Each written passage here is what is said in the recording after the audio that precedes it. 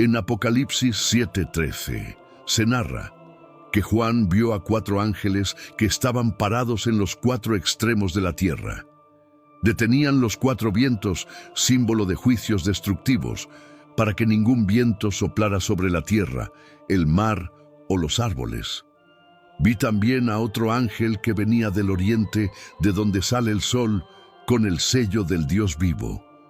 Clamó con una voz muy fuerte a los 4 ángeles, que tenían el poder para dañar la tierra y el mar, dándoles una orden: no hagan daño a la tierra, ni al mar, ni a los árboles, hasta que hayamos marcado a los siervos de nuestro Dios en sus frentes.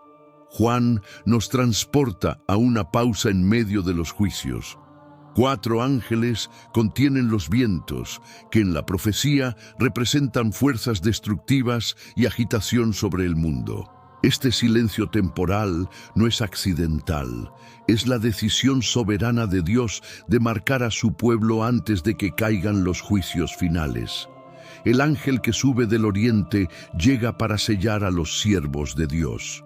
Su procedencia simboliza luz, vida y la dirección de donde vendrá Cristo en su regreso. Él porta el sello del Dios vivo, un símbolo de propiedad, autenticidad y una protección absoluta. El sello en la frente es espiritual, no físico. Significa que Dios reconoce a los suyos, los aparta para Él y los guarda del juicio que caerá sobre la humanidad. Al igual que en Éxodo 12, la sangre del cordero en los dinteles protegió a Israel de la muerte. El sello del Dios vivo asegura la preservación espiritual de su pueblo. Este pasaje revela una verdad profundamente consoladora.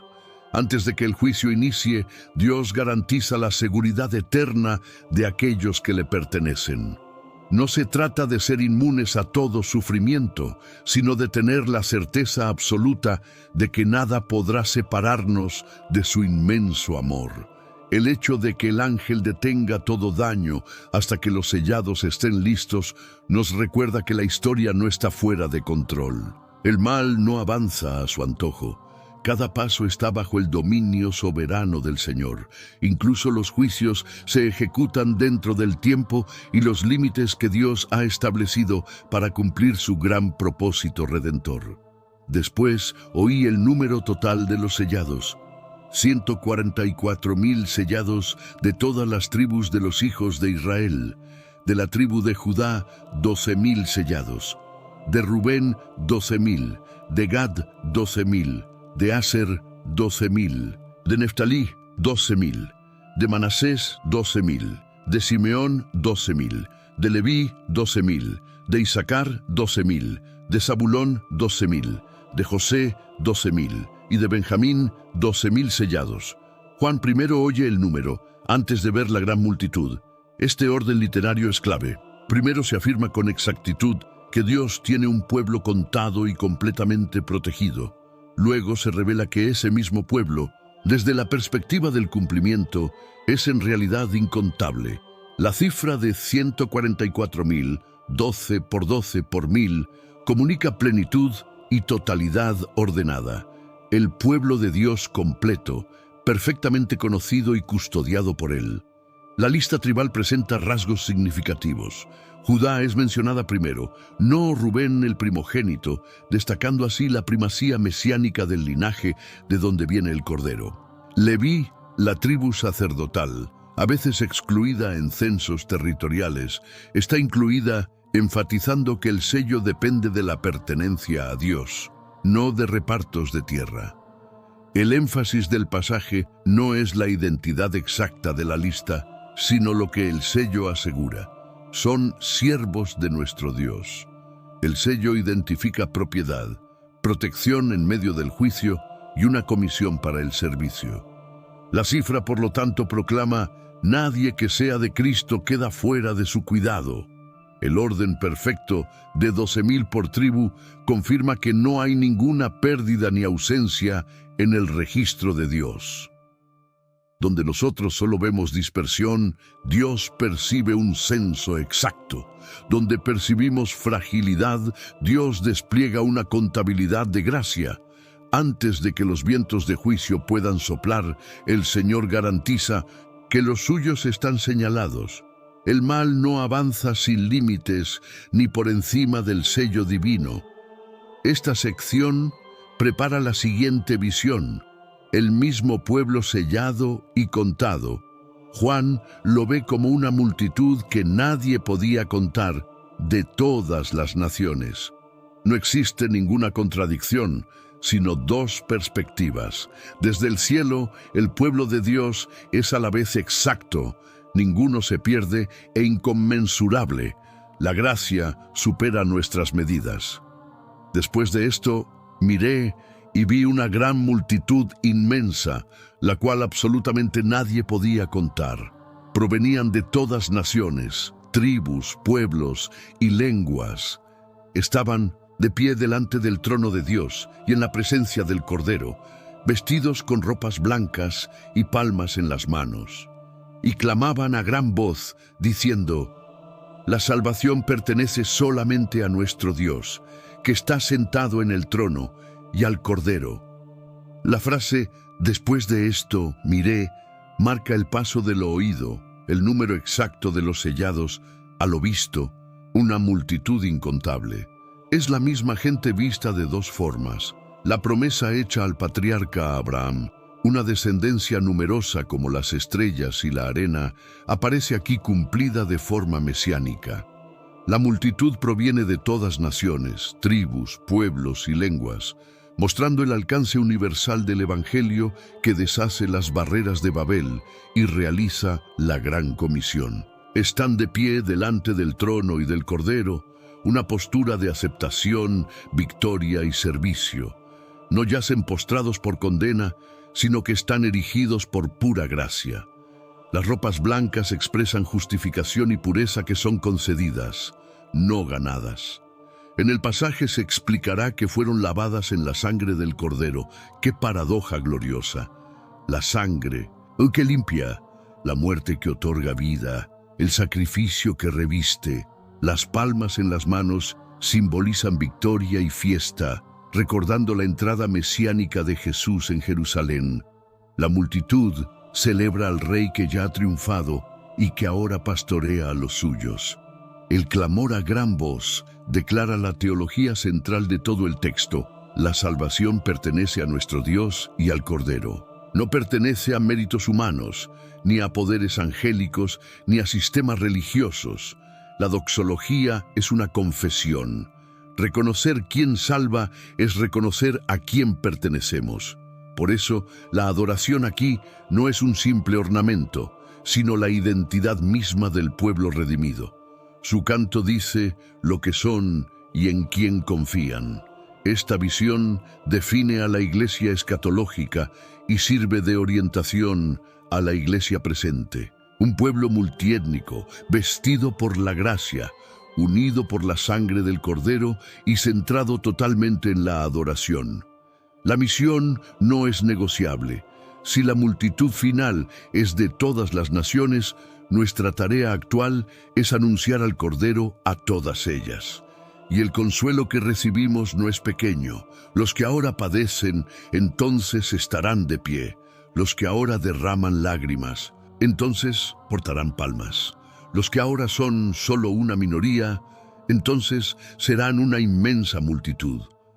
La fe de hoy ve lo que Juan vio en el cielo y vive en la tierra conforme a esa certeza. Y todos los ángeles estaban en pie alrededor del trono, de los ancianos y de los 4 seres vivientes, y se postraron sobre sus rostros delante del trono y adoraron a Dios, diciendo: Amén, la bendición y la gloria, y la sabiduría y la acción de gracias y la honra y el poder y la fortaleza sean a nuestro Dios por los siglos de los siglos. Amén. La visión se expande en círculos de adoración. El trono, los 4 seres vivientes, los 24 ancianos y todos los ángeles. El cielo entero responde a la salvación que es proclamada por la gran multitud. Su postura lo dice todo. Se postran sobre sus rostros. Donde la iglesia de Cristo canta, los ángeles de Dios se inclinan. Donde los redimidos confiesan la salvación del Cordero, los ángeles confirman con su amén. Es la gran liturgia del universo. La gracia que fue concedida a los hombres provoca la alabanza de los ángeles. El contenido de la doxología es 7 veces perfecto, septuple, número de plenitud, bendición, gloria, sabiduría, acción de gracias, honra, poder y fortaleza. No es un estallido emocional sin forma, sino pura teología cantada.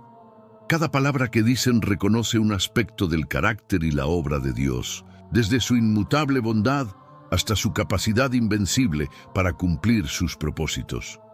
Todo esto es para Dios por los siglos de los siglos. La adoración no tiene fecha de caducidad. La repetición del amén enmarca la doxología como un veredicto. Así es y así será.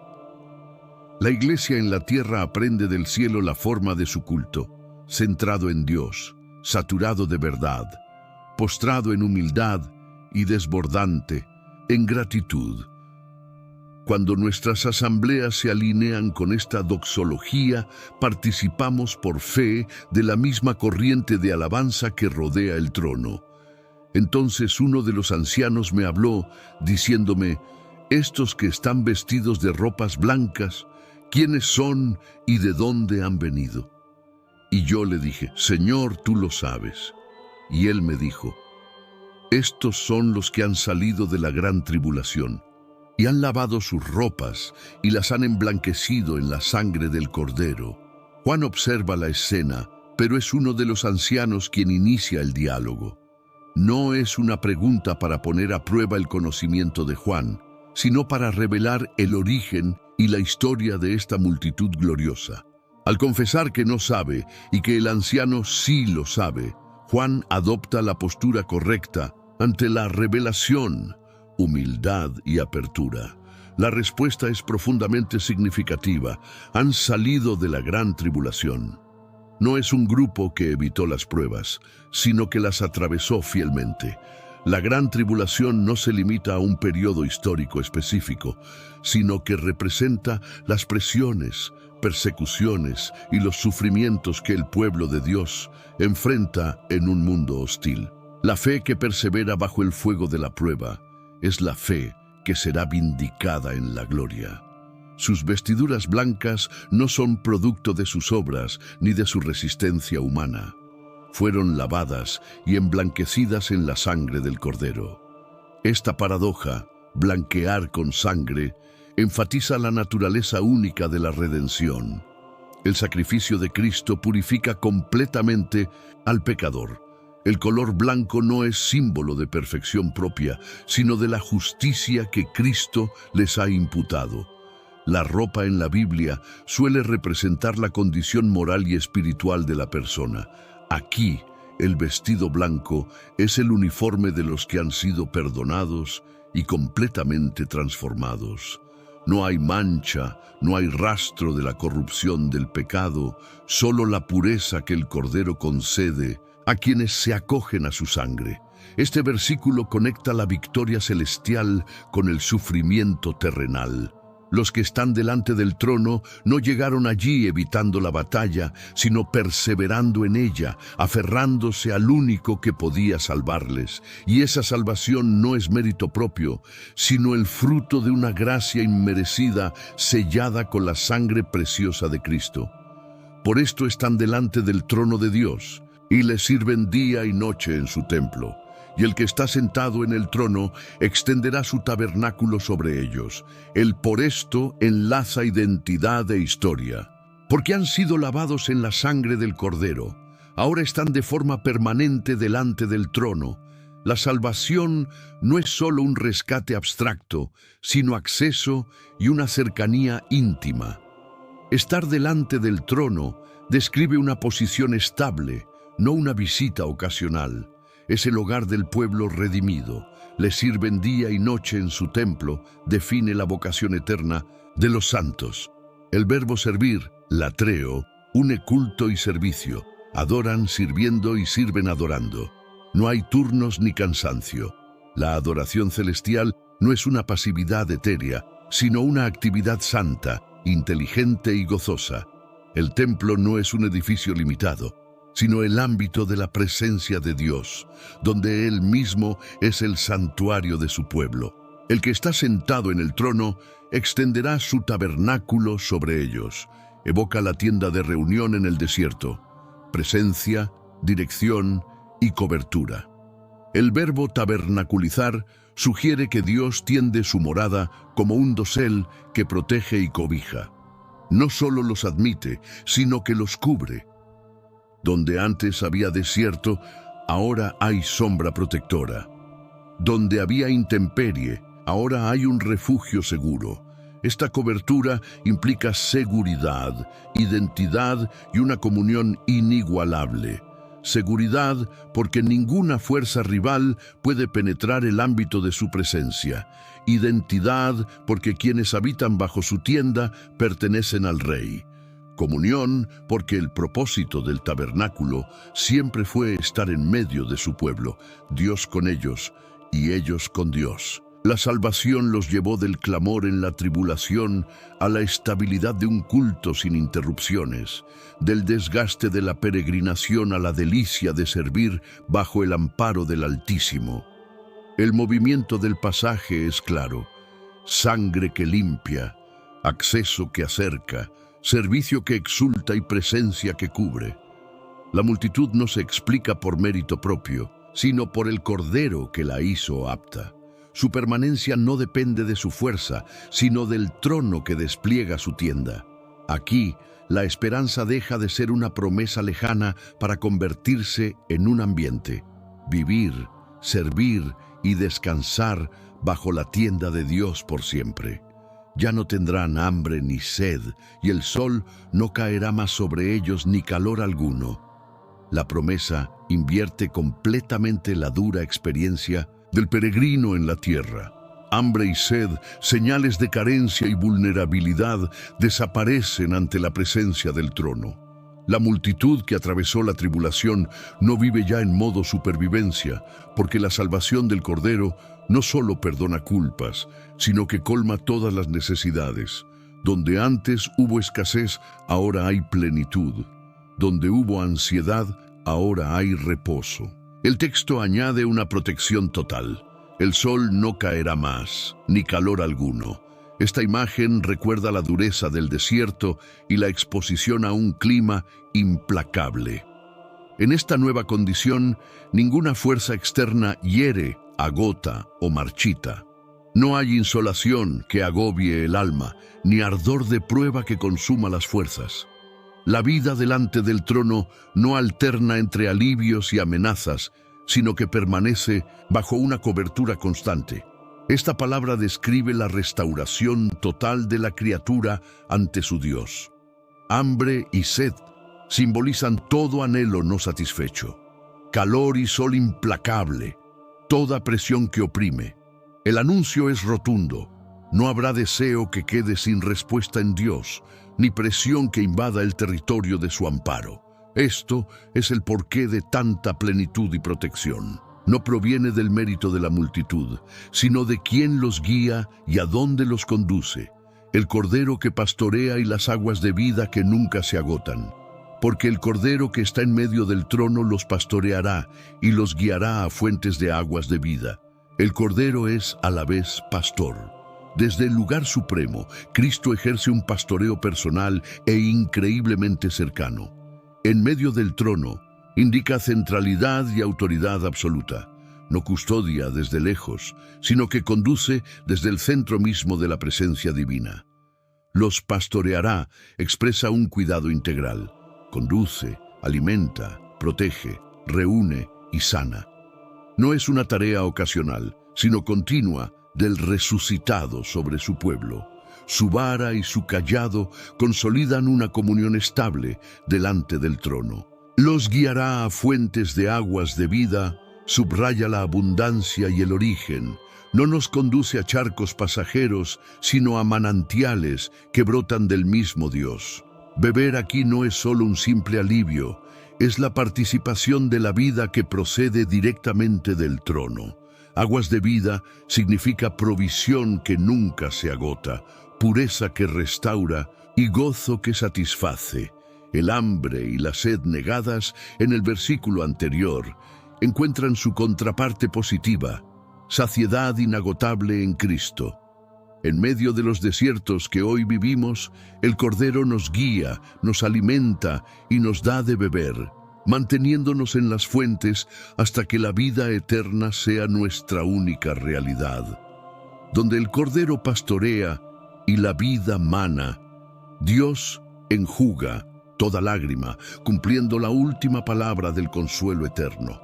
Y Dios enjugará toda lágrima de los ojos de ellos. Esta frase es la culminación de la visión y un eco fiel de las grandes promesas proféticas. No es solo un acto de consuelo, sino una declaración de victoria final. El llanto aquí no solo representa el dolor físico, sino toda manifestación de sufrimiento humano, pérdida, injusticia, soledad, desilusión y quebranto espiritual. El hecho de que Dios mismo enjugará las lágrimas revela una intimidad profunda. No será un acto delegado a ángeles, será el toque personal del Padre, confirmando que el tiempo de la aflicción ha terminado para siempre. Cada lágrima será reconocida, no ignorada, y luego removida para siempre. De los ojos de ellos subraya la individualidad. No es un consuelo genérico a una multitud, sino una acción personal hacia cada creyente. El dolor que nadie en la tierra pudo entender o atender será plenamente comprendido y sanado en la presencia de Dios. Teológicamente, este acto se enlaza con la consumación de la redención. El pecado, la muerte y la maldición habrán sido erradicados. El enjugar de las lágrimas es la señal de que el reino de Dios ha vencido plenamente y que su pueblo vive ahora en la plenitud de su gloria. En el presente, esta promesa nos sostiene. Aunque el llanto todavía no desaparezca, sabemos que hay un día decretado por Dios en el que todo sufrimiento cesará, y será Él mismo, con su mano tierna y poderosa, quien borrará toda huella de dolor, dejando en su lugar un gozo eterno que jamás será interrumpido. La visión de Apocalipsis 7, que culmina con la guía del Cordero y el consuelo eterno de Dios, no es solo un retrato del futuro glorioso, es una verdad que debe moldear nuestra vida hoy.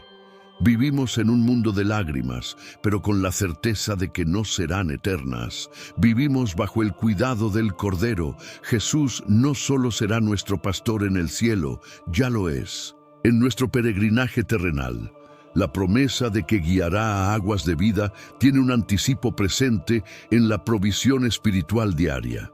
Su palabra, su espíritu y su presencia en medio de la congregación son corrientes de refrigerio para el alma cansada. El dolor no es definitivo. Las lágrimas que hoy derramamos son reales, pero no son el capítulo final.